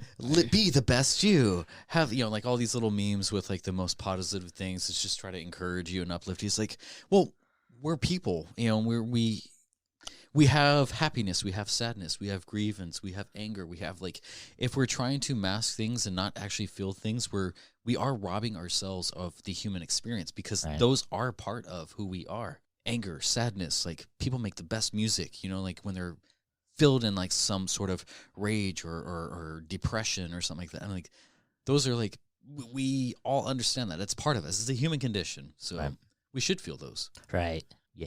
I was going to say, like, this is really making me kind of like think of things like in my past, and some things I still do where it's like, man, I might really have OCD. But I know there was a time where if I would, there's certain things that I do it the same way all the time. And in my head, what? Missionary. Yes. in my head, it's like if I did it a little bit differently, in my head, I'm thinking like, something's going to happen. If I don't do it this way, like a family member of mine is going to die or something like that. So it's like, I got to do it this way. Like Lucky Socks type of thing? Yeah, something like that. Or like taking this path to work every single day. And it's like the next day, it's like I might go, and it's like, no, I got to go that way. If I take that way, then something might happen to somebody in my family. Right. You don't want to go like into the unknown. Yeah. But yeah, so it's like, I think I might have. Like, and so with OCD, like, I mean, obviously it's not something that's going to effectively harm your health to where you would die. I mean, you could possibly harm yourself type of thing, Right. but it's not going to, I mean, I guess stress could, and shit, maybe that's where a lot of my stress comes from too, but I don't know. I think I'm going to have to look a little bit more into OCD. Yeah, and that's been since she has diagnosed me, and I've spent 2.5 hours a day researching, and that's been the only like life factor that's changed. It's like I keep having to remind myself like nothing's fucking different. Like you're still the same person, you still have the same ups, you still have the same downs. Nothing has changed. But in my eyes, fucking everything has changed. Like how I'm trying to wrap my head around like pretty much upon telling you, I mean like it's overwhelming for you? Absolutely, yeah. So as for I have very few of the compulsions. Right. I have some, but I fall more with the obsessions side. And so many of the... Do you just notice them more so now too, or...? Yeah, but I know what they are now. And that was the thing. Like, before and, like, growing up all my life, I was just weird. And I was always, like, under the obsession, like, oh, I'm just a weird dude. I can't see that. Well, you need glasses then. But, like, no, I was the kid who, when I went to the new school in the country, like, oh, I'm going to wear a cowboy hat. Because this is in the country. Like, I can't possibly... not make friends in the school because I'm wearing a cowboy hat. Take that sombrero off, man. Nah, Paco told me to do it.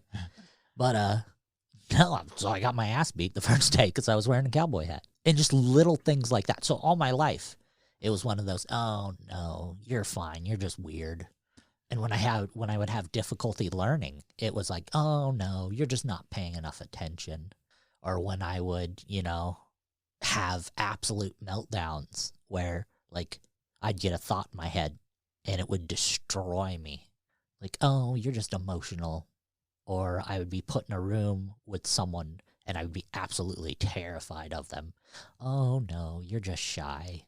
No, I'm fucking wrong. I think for you, it should be, well, I don't want to say should be. I think it could be relatively easy to cope with because you're an artist. So you have music, you have writing, you have a lot of things that you can pour it out into. But here's the biggest problem with me, and it's the first thing I wanted her to help me work on. And this is something that you guys both know about me, is my biggest obsession. I have to be positively, how's the best way to put it? I need positive reinforcement. So like if I do something, I'd be like, what'd you guys think? Was it good? And if you don't give me the answer I want, I suck. Let's just not talk to him. Don't tell him See, anything. now I knowing this, I feel bad because of No. what I said about your edit that you sent us, and it's just like that's why it's like I wanted to talk in person. I feel like, I mean, like And it's not just even on that. Like, I walked to the store today. Are you proud of me? Like, why the fuck would I be proud of you? Because I walked to the store. I never get off the couch. It's just little shit like that. Like, hun, look, I put a fork in the sink. Congratulations, you did so well. Yeah, but little you didn't shit turn that off doesn't. the garbage disposal, so it's Right. fucked now. But Lonnie- positive reinforcement. Lonnie, you're making great eye contact when you talk with me. Good job, bud. But you see how fucking ridiculous that is? Yeah, I know, but and it's really not a joking manner type of thing. But everything's a joking manner if you're willing enough. But how frustrating can that be? I know, Like, if I'm yeah. sending you a message every 5 minutes going, hey, I just watched this movie. Like, why are you going to go out of your way to say, hey, good job, buddy? So right now you're kind of within you're trying to find your own coping mechanisms. So that way you can trigger them when you feel like you're getting ahead of yourself. And I haven't even got to that phase yet. Like, right now, I'm still in the phase of, holy shit, why wasn't this caught earlier? I'm still in the self-pity mode of the whole thing. And Kelly is trying to work me through the finding myself. Because when we had our very first meeting, to be honest, I lied to her so much about how bad things were. You're not supposed to do that. Doesn't help you. I know. I lied to her so much on the scale of things. And she's like, we'll go through, 5 weeks. As far as like over revealing or under revealing? Under revealing.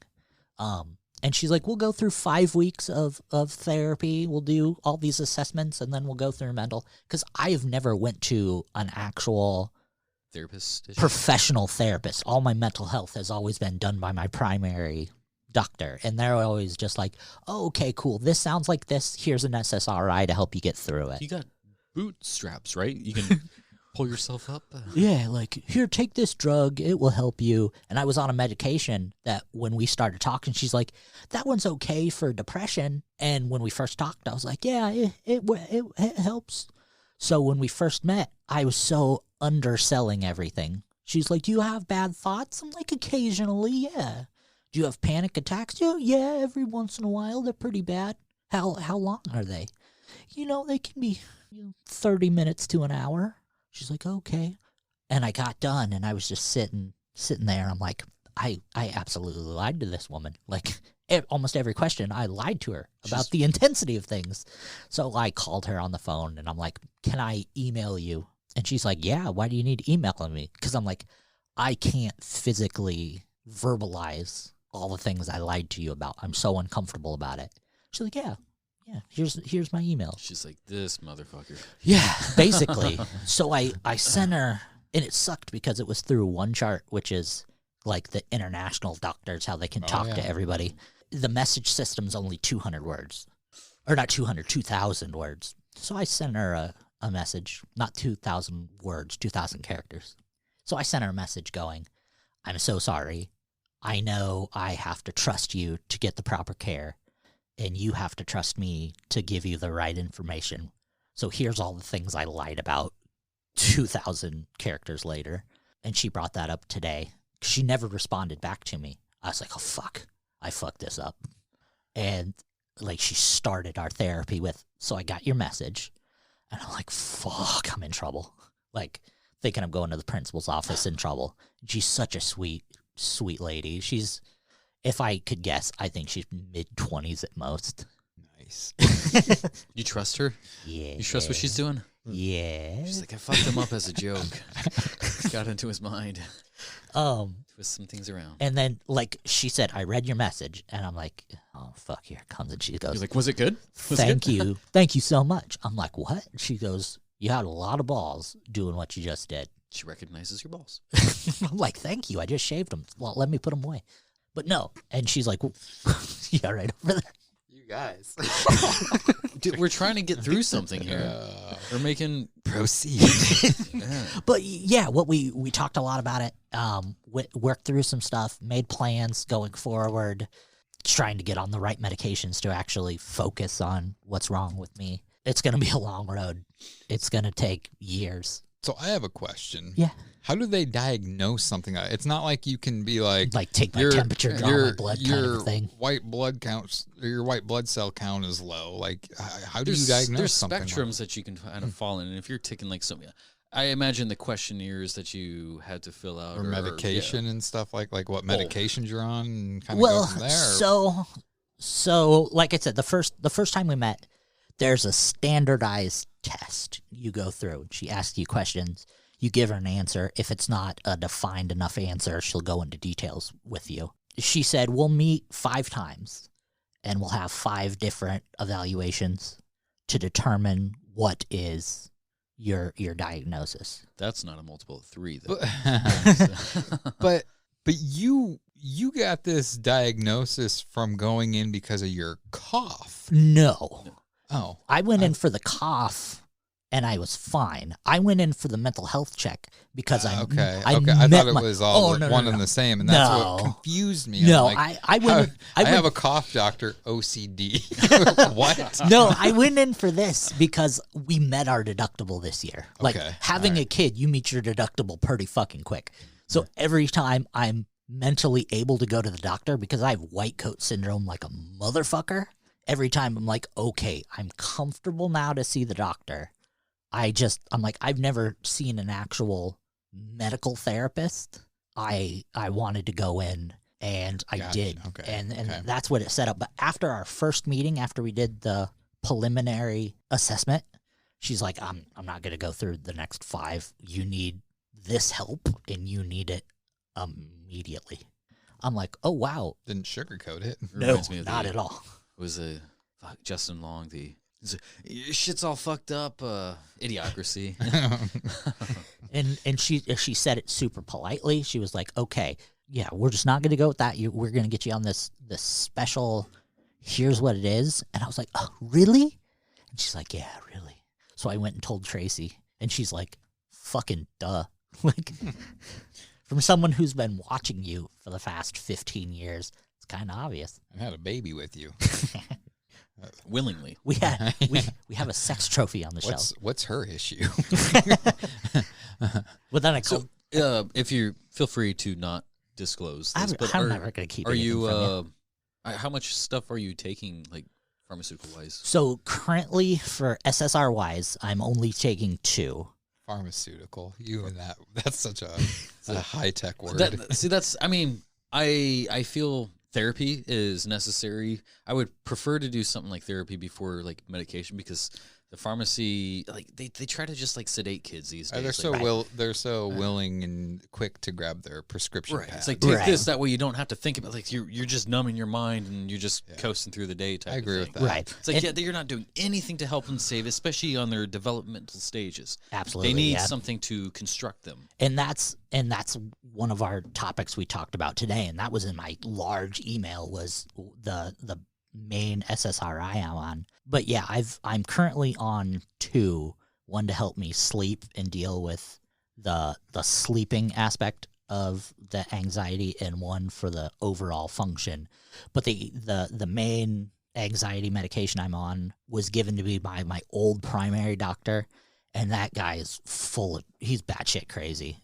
And that was one of the reasons why I loved him. I was never afraid to go to him, because the shit that came out of that old man's mouth was some of the funniest shit I've ever heard in my life. You're fucked up like me. Basically. Like, for example, I went in to see him when I had the flu very badly. Like, I don't get the flu often, but when I do, it knocks my dick in the dirt. Ooh. Like, I'm donezo with the flu. And I had to go when I was working at the eye clinic. If you get the flu, or if you get any type of like serious flu-like symptoms, you have to go and get it checked out once you think you're safe, so they can make sure you're not a spreader. Yeah. Oh, wow, Justin. You didn't touch that one. I was waiting for it. So I went into him. Being respectful here. So I went into him, and they did the nose swab and everything, his nurses. And I'm sitting in his office waiting for him to come in. And he's a pretty big dude. He's 300 pounds, maybe 6'2", 6'3". Always wears overalls, wearing a neckerchief. And I'm sitting on the little exam table, just giving you a visual. I would not have went through with it. That's what they look like. Were there hay or cows around? Hey, is this in his basement on his farm? What? We were outside at a picnic table. So I'm on the exam table. Tracy's in a chair against the wall. So he walks in, doesn't say a fucking word to either of us. There's a horse on the other table next to me. He just grabs his rolly chair, sits on it, scoots up to me on the exam table without saying a word, staring in my eyes, goes, "You know how to kill a zombie?" Do I? And I go, "What?" He goes, "You know how to kill a zombie, right?" And I go, "Yeah." Go for the head. And he looks around me to look at Tracy and goes, "You know how to kill a zombie, right?" And she goes, "Yeah." He goes, "You shoot him in the head, or you cut the head off." And I go, and she goes, Yeah, I know." And he goes, "Okay." Fucks and slides his chair in, leaves the room. The nurse comes back in and says, "All right, you guys are good to go." I shit you not. That is a real life story from Dr. Smith. I assume you passed. Apparently, I was good to go. But that is a real life story from that man. He also told me, my very first visit, we were going over meds I was on. That he loved you? No, I told him I was taking fish oil, and his exact response were, "Fish oil don't work." I go, "Oh, okay." He goes, "The only fish oil that works is Norwegian fish oil." And I go, "Oh, okay." He goes, "Has to be caught by Norwegians." That's awkward. It has to be. It has to be. It You has have to to be be- caught by Norwegians. You have to be of a certain bloodline to catch something. And Yeah, it has to be caught by Norwegians from a Norwegian fishing boat to work. What if it's a tourist? Like, just Nope, catches doesn't work. Has to be caught by Norwegians on a Norwegian fishing boat to work. Was this guy was his office in Schrute Farms? What if it's an honorary Norwegian? He works at the urgent care by Walmart down on 16th, like Figures. 4 blocks away. One appointment I was at. Did you get a second opinion? Nope, never. Like I said, it was the only fucking doctor I was ever That's where he went wrong. comfortable with, because he was just like, He Yeah. came in with he's like, you got this. Here's medication. You can take it if you want to or not. Whatever. charges through the door in full battle rattle, and you're like, I trust this guy.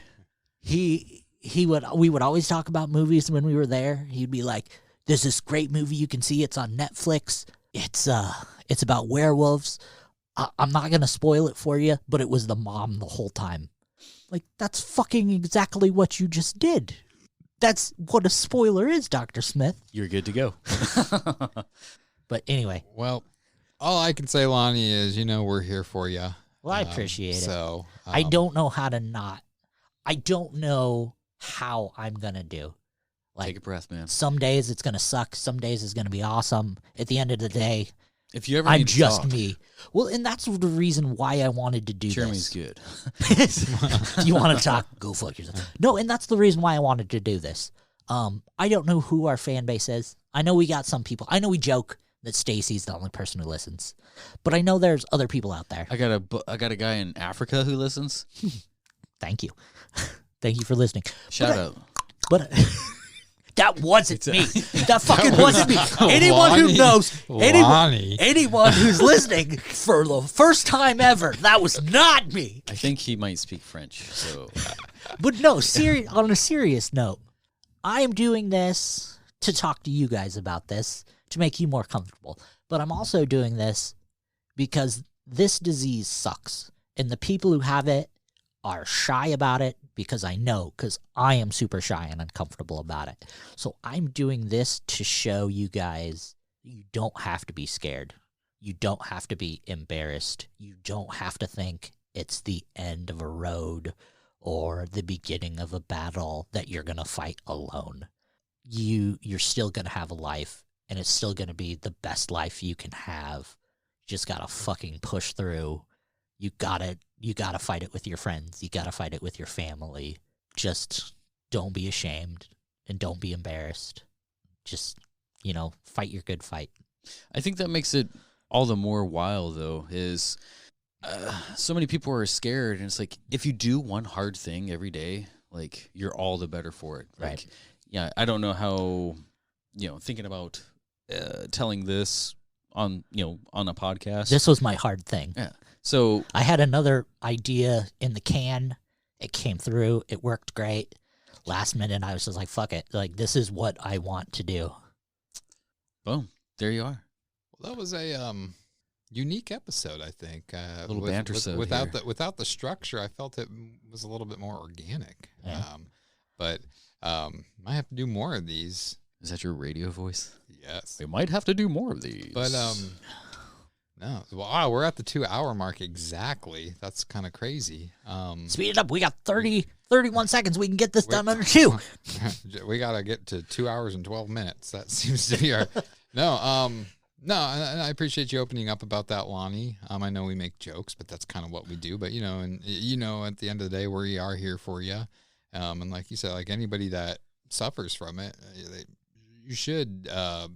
I don't want to say embrace it, but yeah, you should embrace it and, make the best of it. And I'm definitely going to be doing some more research on it to see about, me.